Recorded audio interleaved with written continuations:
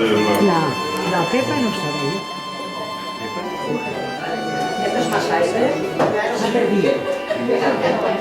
Bueno, allí ya hace 5 años que yo tengo la responsabilidad de dar un taller de declamación poética. Es decir, allí recitamos poesía y muchos de los alumnos que hay aquí, mis compañeros, llevan 5 años, 4 años, 3 años. Pues vamos a empezar ahora con un primer poema.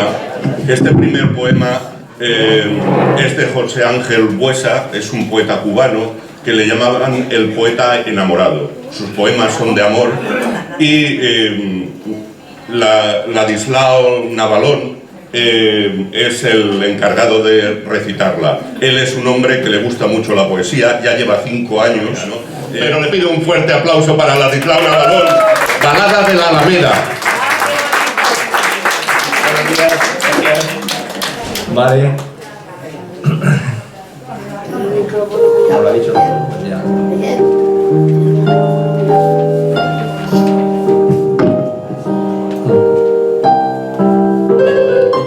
Era el silencio miel sobre seda, y era un ungüento de paz la brisa.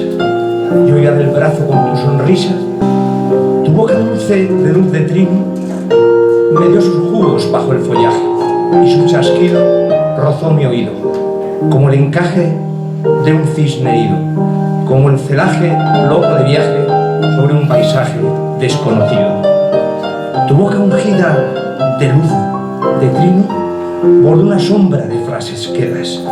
Tu boca tibia me supo a vino, y en la hojarasca de las veredas se alzó el revuelo de un remolino de áureas monedas. Y fue el silencio como una gruta, y la quimera fue como un río, donde bogaron tu amor y el mío. Y fue tu boca como una fruta humedecida por el rocío. Como aputando sus gestos sombríos, gruñó la luna su filo de hacha, y retorciendo sus dedos fríos, cruzó una racha. Y un dedo de besos tu boca roja, tu boca dulce como un regreso, y en cada árbol fue cada hoja un eco verde de cada beso.